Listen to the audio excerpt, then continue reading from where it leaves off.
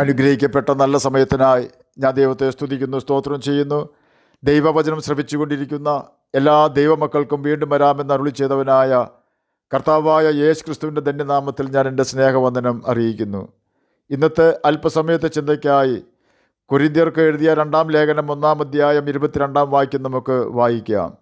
അവൻ നമ്മെ മുദ്രയിട്ടും ആത്മാവ് എന്ന അച്ചാരം നമ്മുടെ ഹൃദയങ്ങളിൽ തന്നുമിരിക്കുന്നു. അനുഗ്രഹിക്കപ്പെട്ട ഒരു വേദവാക്യമാണ് നാം കേട്ടത്. ഏതൊരു വസ്തുവും അത് വിലപിടിപ്പുള്ളതാണെങ്കിൽ അതിന് നിയമാനുസൃതമായ ഉടമസ്ഥാവകാശം തെളിയിക്കുവാനുള്ള രേഖകൾ അത്യാവശ്യമാണ്. ഉദാഹരണമായി പറഞ്ഞാൽ ഏതെങ്കിലും വാഹനമോ സ്ഥലമോ വീടോ ഇതിൽ ഉൾപ്പെടുത്താം. ഒരു സ്ഥലത്തിന് വില ഉള്ളതാക്കുന്നത് അതിൻ്റെ ആധാരമാണെങ്കിൽ വാഹനങ്ങൾക്ക് RC ബുക്കാണ്. ഈ 2 രേഖകളും നമ്മുടെ കൈവശമില്ല എങ്കിൽ എത്ര വിലപിടിപ്പുള്ള വാഹനമോ സ്ഥലമോ ആയാലും നമുക്കതിൻ്റെ ഉടമസ്ഥാവകാശം അവകാശപ്പെടുവാൻ സാധിക്കുകയില്ല. എന്നപോലെ തന്നെ നാം ദൈവത്തിൻ്റെ വകയാണ് എന്ന് സ്ഥാപിക്കുവാനുള്ള ദൈവത്തിൻ്റെ നമ്മുടെ മേലുള്ള ഉടമസ്ഥാവകാശം തെളിയിക്കുന്നതിനുള്ള അടയാളമാണ് പരിശുദ്ധാത്മാവിൻ്റെ മുദ്ര. നമ്മുടെ അകത്തും പുറത്തും പരിശുദ്ധാത്മാവിൻ്റെ മുദ്രയുണ്ട്. അതായത് പുറത്ത് പരിശുദ്ധാത്മാവിൻ്റെ മുദ്ര അഥവാ സീലും അകത്ത് പരിശുദ്ധാത്മാവിൻ്റെ അച്ചാരവും ദൈവം നമുക്ക് തന്നിട്ടുണ്ട്. NASB ഇംഗ്ലീഷ് വെർഷനിൽ who also sealed us and gave us the spirit in our heart as a pledge എന്നാണ് രേഖപ്പെടുത്തിയിരിക്കുന്നത്. നമ്മുടെ ശരീരത്തിൻ്റെ പുറത്ത് ദൈവം വെച്ചിട്ടുള്ള തൻ്റെ പരിശുദ്ധാത്മാവിൻ്റെ മുദ്ര സാത്താനോട് വിളിച്ചറിയിക്കുന്നത് നാം ദൈവത്തിൻ്റെ വകയാണ് എന്നും, നമ്മുടെ ഹൃദയത്തിൽ ദൈവം പരിശുദ്ധാത്മാവിന് അച്ചാരമായി അഥവാ അഡ്വാൻസായി തന്നിരിക്കുന്നത് ദൈവം നമുക്ക് തന്ന സകല വാഗ്ദാനങ്ങളും നിറവേറ്റും എന്നതിൻ്റെ ഗ്യാരണ്ടി അഥവാ ഉറപ്പും ആകുന്നു. അവൻ മുന്നറിഞ്ഞവരെ തൻ്റെ പുത്രൻ അനേകം സഹോദരന്മാരിൽ ആദ്യജാതനാകേണ്ടതിന് അവൻ്റെ സ്വരൂപത്തോട് അനുരൂപരാകുവാൻ മുൻ നിയമിച്ചിരിക്കുന്നുവെന്ന് റോമർക്കെഴുതിയ ലേഖനം 8-ാം അധ്യായം 29-ാം വാക്യത്തിൽ രേഖപ്പെടുത്തിയിരിക്കുന്നു. ഈ കേട്ട വേദവാക്യത്തിൻ്റെ അടിസ്ഥാനത്തിൽ നമ്മെ പരിശുദ്ധാത്മാവിനാൽ മുദ്രയിട്ടിരിക്കുന്നത് സാത്താൻ നമ്മെ കാണുമ്പോൾ മനസ്സിലാക്കണം നാം ദൈവത്തിൻ്റെ വകയാണെന്ന് എന്നതിനും, നമ്മുടെ ഹൃദയത്തിൽ പരിശുദ്ധാത്മാവിനെ അഡ്വാൻസായി ദൈവം നിക്ഷേപിച്ചിരിക്കുന്നത് ദൈവം തൻ്റെ പുത്രൻ്റെ ആത്മാവിനെ തന്നുകൊണ്ട് തൻ്റെ പുത്രൻ്റെ സ്വരൂപത്തോടും നമ്മെ അനുരൂപരാക്കി തീർക്കുകയും പുത്രൻ്റെ എല്ലാ അവകാശങ്ങളും നമുക്ക് തന്നുകൊണ്ട് നമ്മെ പുത്രൻ്റെ രാജ്യത്തിൽ പ്രവേശിപ്പിക്കുകയും പുത്രൻ്റെ മഹത്വം നാം പ്രാപിക്കുവാൻ ഇടവരുത്തുകയും ചെയ്യുമെന്ന് നാം മനസ്സിലാക്കേണ്ടതിന് വേണ്ടിയുമാണ്. ഏദൻ തോട്ടത്തിൽ സർപ്പത്തിൻ്റെ ഉപദേശപ്രകാരം നന്മതിന്മകളെക്കുറിച്ചുള്ള അറിവിൻ്റെ വൃക്ഷഫലം തിന്നതുമൂലം മനുഷ്യന് നഷ്ടമായി പോയ ദൈവമഹത്വം വീണ്ടും പ്രാപിക്കുവാനാണ് ദൈവം നമ്മെ തൻ്റെ പുത്രൻ്റെ രക്തത്താൽ നിത്യനരകത്തിൽ നിന്നും രക്ഷിച്ചതും തൻ്റെ പുത്രൻ്റെ ആത്മാവിനാൽ നമ്മെ മുദ്രയിട്ടതും താൻ തൻ്റെ വാഗ്ദാനത്തിൽ നിന്നും പിന്മാറുകയില്ല എന്ന് നമുക്ക് മനസ്സിലാക്കുവാൻ തക്കവണ്ണം അവൻ്റെ പരിശുദ്ധാത്മാവിനെ അഡ്വാൻസായി നമ്മുടെ ഹൃദയത്തിൽ തന്നിരിക്കുന്നതുമെന്ന് നാം എപ്പോഴും ഓർക്കണം. നമുക്ക് ദൈവത്തിൻ്റെ പരിശുദ്ധാത്മാവിൻ്റെ മുദ്രയും നമ്മുടെ ഹൃദയത്തിൽ ദൈവാത്മാവിൻ്റെ ശക്തിയുമുണ്ട് എന്ന് ഉറപ്പ് വരുത്തിയിട്ടുണ്ടോ? അപ്രകാരം ദൈവാത്മാവിൻ്റെ മുദ്രയും ദൈവാത്മാവിൻ്റെ ശക്തിയും നമുക്ക് ലഭിക്കുവാൻ നാം കർത്താവായ യേശു ക്രിസ്തുവിനെ സ്വന്തം രക്ഷിതാവായി സ്വീകരിക്കുകയും നമ്മുടെ പാപങ്ങളെ ഏറ്റുപറഞ്ഞ് ഉപേക്ഷിച്ച് സ്നാനം മുങ്ങുകയും യേശുവിൻ്റെ കൽപ്പനകളെ അനുസരിക്കുകയും ചെയ്യേണ്ടത് അത്യാവശ്യമാണ്. നമ്മൾ ദൈവത്തിൻ്റെ ആത്മാവിൻ്റെ മുദ്രയും ദൈവാത്മാവ് നമ്മുടെ ഹൃദയത്തിലും ഉണ്ടെങ്കിൽ നമുക്ക് ദൈവത്തിൻ്റെ സ്വഭാവം നിശ്ചയമായും ഉണ്ടാകും. നാം ദൈവത്തിൻ്റെ വകയായി തീരുവാനാണ് യേശു കർത്താവിൻ്റെ കാൽവരി ക്രൂശിൽ നമ്മുടെ പാപത്തിൻ്റെ പരിഹാരയാഗവുമായി തീരുവാൻ പിതാവ് ഏൽപ്പിച്ചു കൊടുത്തത്. അതും തൻ്റെ പുത്രൻ്റെ അനുവാദത്തോടു കൂടി മാത്രം. പുത്രനെ പിതാവ് അതിനായി നിർബന്ധിച്ചില്ല. ദൈവം നമ്മെയും ഒരു കാര്യവും നിർബന്ധിക്കുകയില്ല. കാരണം ദൈവം നീതിമാനായ ദൈവമാണ്. ആരും ഏതുവിധേനയും നിങ്ങളെ ചതിക്കരുത്. ആദ്യമേ വിശ്വാസത്യാഗം സംഭവിക്കുകയും നാശയോഗ്യനും അധർമ്മമൂർത്തിയുമായവൻ വെളിപ്പെടുകയും വേണം. അവൻ ദേവാലയത്തിൽ ഇരുന്നു കൊണ്ട് ദൈവമെന്ന് നടിച്ച് ദൈവമെന്നോ പൂജാവിഷയമെന്നോ പേരുള്ള സകലത്തിനും മീതെ തന്നെത്താൻ ഉയർത്തുന്ന എതിരാളി അത്രേ എന്ന് തെസ്സലോനിക്കർക്ക് എഴുതിയ 2-ാം ലേഖനം 2-ാം അധ്യായം 3-4 വാക്യങ്ങളിൽ രേഖപ്പെടുത്തിയിരിക്കുന്നു. ഇവിടെ നാം കേട്ട എതിരാളിയും ദൈവമെന്ന് നടിക്കുന്നവനും പിശാചാണെന്ന് നാം ഓർക്കണം. ദൈവത്തെ മുഖാമുഖം കണ്ട് ആരാധിച്ചിരുന്ന പ്രധാന ദൂതന്മാരിൽ ഒരുവനും ദൈവത്തെ സ്തുതിക്കുന്നവരിൽ പ്രധാനിയുമായിരുന്ന ലൂസിഫറിനെ കുറിച്ചാണ് നാം കേട്ടത്. അവനോളം ദൈവത്തെ അറിഞ്ഞിരുന്നവനും ദൈവത്തിൻ്റെ മഹത്വമുണ്ടായിരുന്നവനുമായ മറ്റൊരു ദൂതനുണ്ടോ എന്ന് ചോദിച്ചാൽ ഇല്ല എന്ന് എനിക്ക് പറയുവാൻ കഴിയൂ. എന്നാൽ അവൻ നിഗളിച്ചിട്ട് ദൈവത്തോട് മത്സരിച്ചപ്പോൾ അവൻ സാത്താനായി മാറി. ആ സാത്താൻ ഇന്നും ദൈവത്തോട് മത്സരിക്കുകയും അവൻ്റെ മഹത്വം പോയതുപോലെ ആദാമിൻ്റെ മഹത്വം നഷ്ടപ്പെടുത്തുവാൻ ഉപായം പ്രയോഗിക്കുകയും ചെയ്തു. അതിൽ അവൻ വിജയിക്കുകയും ചെയ്തു. ദൈവമാതാവിനോട് കരുണ കാണിച്ച് യേശുവിൻ്റെ രക്തത്താൽ അവൻ്റെ പാപത്തിന് പ്രായശ്ചിത്തം വരുത്തിയതിനാൽ ആദാമിൻ്റെ മക്കളായ നമുക്കും പാപമോചനം ലഭിച്ചു. ആദാമിൻ്റെ നഷ്ടപ്പെട്ട മഹത്വം വീണ്ടും അവന് നൽകുമ്പോൾ അവനോടുകൂടെ നാമും ക്രിസ്തുവിൻ്റെ തേജസ് പ്രാപിക്കും. എന്നാൽ ദൈവവചനമായ ബൈബിളിൽ പാപമെന്ന് വെളിപ്പെടുത്തിയിരിക്കുന്ന തെറ്റുകൾ നാം ചെയ്താൽ നാം കേട്ട പ്രതിയോഗിയുണ്ടല്ലോ, അവൻ തൻ്റെ പൈശാചിക മുദ്ര നമ്മിൽ ചാർത്തും.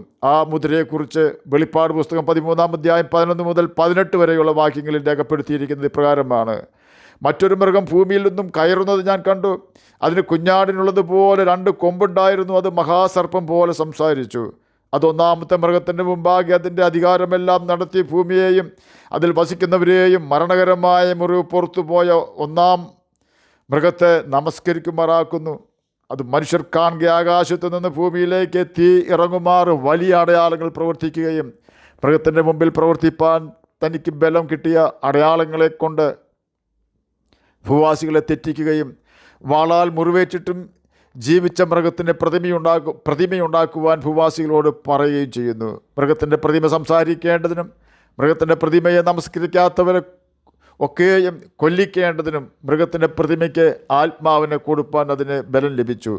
അത് ചെറിയവരും വലിയവരും സമ്പന്നന്മാരും ദരിദ്രന്മാരും സ്വതന്ത്രന്മാരും ദാസന്മാരുമായ എല്ലാവർക്കും വലം കൈമേലോ നെറ്റിമേലോ മുദ്ര കിട്ടുമാറ് മൃഗത്തിൻ്റെ പേരോ പേരിൻ്റെ സംഖ്യയോ ആയ മുദ്രയുള്ളവനല്ലാതെ വാങ്ങുകയോ വിൽക്കുകയോ ചെയ്യുവാൻ വഹ്യാധേയമാക്കുന്നു. ഇവിടെ ജ്ഞാനം കൊണ്ട് ആവശ്യം.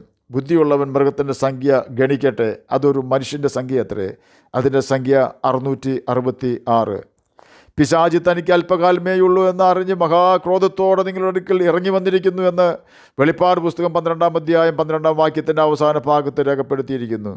വെളിപ്പാട് പുസ്തകം 14-ാം അധ്യായം 9 മുതൽ 12 വരെയുള്ള വാക്യങ്ങളിൽ ഇപ്രകാരം രേഖപ്പെടുത്തിയിരിക്കുന്നു: മൂന്നാമത് വേറൊരു ദൂതൻ അവരുടെ പിന്നാലെ വന്ന് അത്യുച്ചത്തിൽ പറഞ്ഞത്, മൃഗത്തെയും അതിൻ്റെ പ്രതിമയെയും നമസ്കരിച്ച് നെറ്റിമേലോ കൈമേലോ മുദ്ര ഏൽക്കുന്നവൻ ദൈവകോപത്തിൻ്റെ പാത്രത്തിൽ കലർപ്പില്ലാതെ പകർന്നിരിക്കുന്ന ദൈവക്രോധമദ്യം കുടിക്കേണ്ടി വരും. വിശുദ്ധന്മാർക്കും കുഞ്ഞാടിനും മുമ്പാകെ അഗ്നിഗന്ധകങ്ങളിൽ ദണ്ഡനം അനുഭവിക്കേണ്ടി വരും. അവരുടെ ദണ്ഡനത്തിൻ്റെ പുക എന്നേക്കും പൊങ്ങും. മൃഗത്തെയും അതിൻ്റെ പ്രതിമയെയും നമസ്കരിക്കുന്നവർക്കും അതിൻ്റെ പേരിൻ്റെ മുദ്ര ഏൽക്കുന്ന ഏവനും രാവും പകലും ഒരു സ്വസ്ഥതയും ഉണ്ടാവുകയില്ല. ദൈവകൽപ്പനയും യേശുവിലുള്ള വിശ്വാസവും കാത്തുകൊള്ളുന്ന വിശുദ്ധന്മാരുടെ സഹിഷ്ണുത കൊണ്ട് ഇവിടെ ആവശ്യം. വെളിപ്പാട് പുസ്തകം 14-ാം അധ്യായം 9 മുതൽ 12 വരെയുള്ള വാക്യങ്ങളാണ് നാം കേട്ടത്. നാം കേട്ട 2 സീലുകളെക്കുറിച്ച് ഒരിക്കൽ കൂടി പ്രസ്താവിക്കുവാൻ ആഗ്രഹിക്കുന്നു. ദൈവം നമ്മെ തൻ്റെ പരിശുദ്ധാത്മാവിനാൽ മുദ്രയിട്ടിരിക്കുന്നു. നമ്മുടെ ഹൃദയത്തിൽ പരിശുദ്ധാത്മാവിൻ്റെ അഡ്വാൻസ് നിക്ഷേപിച്ചിരിക്കുന്നു. എന്നാൽ സാത്താനും നാം പാപം ചെയ്യുമ്പോൾ നമ്മെ മുദ്രയിട്ടുകൊണ്ട് അവൻ്റെ അവകാശമാക്കുവാൻ ഒരു മുദ്ര അഥവാ സീൽ സൂക്ഷിച്ചിട്ടുണ്ട്. ഇന്ന് അനേക ലോകരാജ്യങ്ങളിൽ 666 എന്ന മുദ്ര വലങ്കൈമേൽ അനേകരും എടുത്തു കഴിഞ്ഞു. ഓർക്കുക, നിത്യനരകം തീ കായുവാനുള്ള ഇടമല്ല എന്നാണ് ബൈബിൾ നമ്മെ പഠിപ്പിക്കുന്നത്. അവിടെ രാവും പകലും ഒരു സ്വസ്ഥതയും ഉണ്ടാവുകയില്ല. ദൈവം നമ്മിൽ പരിശുദ്ധാത്മാവിനാൽ മുദ്രയിടുവാൻ നാം ചെയ്യേണ്ടത് നമ്മുടെ പാപങ്ങളെ ഏറ്റുപറഞ്ഞ് ഉപേക്ഷിച്ച് യേശുവിനെ സ്വന്തം രക്ഷിതാവായി സ്വീകരിച്ച് സ്നാനം മുങ്ങി പരിശുദ്ധാത്മാഭിഷേകം പ്രാപിക്കുക എന്നതാണ്. ഈ അഭിഷേകം നമുക്ക് നഷ്ടമായി സാത്താൻ്റെ 666 നമ്മുടെ മേൽ കയറണമെങ്കിൽ നാം പാപം ചെയ്താൽ മാത്രമേ സാധ്യമാകൂ. ജഡത്തിൻ്റെ പ്രവൃത്തികളോ ദുർനടപ്പ്, അശുദ്ധി, ദുഷ്കാമം, വിഗ്രഹാരാധന, ആഭിചാരം, പക, പിണക്കം, ജാരസംഘ, ക്രോധം, ശാഠ്യം, ദ്വന്ദ്വപക്ഷം, ഭിന്നത, അസൂയ, മദ്യപാനം, വെറിക്കൂത്ത് എന്നിവയാണെന്ന് ഗലാത്യർക്ക് എഴുതിയ ലേഖനം 5-ാം അധ്യായം 19 മുതൽ 21 വരെയുള്ള വാക്യങ്ങളിൽ രേഖപ്പെടുത്തിയിരിക്കുന്നു.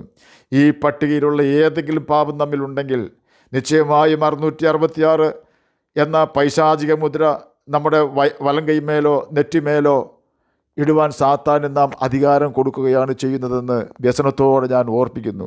ആകയാൽ ദൈവാത്മാവിനാൽ മുദ്രയേറ്റവർ അത് നഷ്ടപ്പെടുന്ന നാം കേട്ട പാപപ്പട്ടികയിലെ ഒരു പാപവും ചെയ്യാതെ ജീവിക്കുവാൻ തീരുമാനമെടുക്കുകയാണ്. ദൈവാത്മാവിൻ്റെ മുദ്ര ഏൽക്കാത്ത വ്യക്തികൾ ആരെങ്കിലും എന്നെ കേൾക്കുന്നുണ്ട് എങ്കിൽ എത്രയും വേഗം മാനസാന്തരപ്പെട്ട് സ്നാനം മുങ്ങി ബൈബിൾ വായിക്കുവാനും അനുസരിക്കണം എന്ന ദൈവത്തിൻ്റെ കൽപ്പനകൾ അനുസരിക്കുവാനും തീരുമാനമെടുക്കണം. നമ്മുടെ നിത്യതയെ ബാധിക്കുന്ന ഒരു തെറ്റും ചെയ്യാതെ ജീവിച്ച് നമുക്ക് നിത്യജീവനാവകാശികളായി തീരാം. അതിന് കർത്താവ് നമ്മെ സഹായിക്കട്ടെ എന്ന് പ്രാർത്ഥിച്ചുകൊണ്ട് ഞാൻ എൻ്റെ വാക്കുകളിൽ നിന്ന് വിരമിക്കുന്നു. നമുക്ക് പ്രാർത്ഥിക്കാം. ഞങ്ങളെ സ്നേഹിക്കുന്ന സ്വർഗീയ പിതാവേ, നല്ല വചനത്തിനായി അങ്ങയെ സ്തുതിക്കുന്നു, സ്തോത്രം ചെയ്യുന്നു. എന്നെ കേൾക്കുന്ന ഏതെങ്കിലും പ്രിയപ്പെട്ടവർ സ്വസ്ഥത നഷ്ടപ്പെട്ടവരായി ജീവിക്കുന്നുണ്ടെങ്കിൽ അവർക്ക് അങ്ങ് സ്വസ്ഥത കൊടുക്കണമേ. എന്നെ കേൾക്കുന്ന ഏതെങ്കിലും പ്രിയപ്പെട്ടവർ മാനസാന്തരപ്പെട്ട് സ്നാനം മുങ്ങാത്ത വ്യക്തികളുണ്ടെങ്കിൽ അവർക്ക് ഇന്ന് തന്നെ തങ്ങളുടെ പാപങ്ങളെ ഏറ്റുപറഞ്ഞ് ഉപേക്ഷിച്ച് മാനസാന്തരപ്പെട്ട് സ്നാനം മുങ്ങിയ മക്കളായി തീരുവാൻ കൃപ കൊടുക്കണമേ. സാത്താൻ്റെ തന്ത്രങ്ങളെ തിരിച്ചറിഞ്ഞ് സാത്താൻ്റെ തന്ത്രത്തെ എതിർത്ത് തോൽപ്പിക്കുവാൻ അടിയനെ കേൾക്കുന്ന അങ്ങനെ കുഞ്ഞുങ്ങളെ സഹായിക്കണമേ.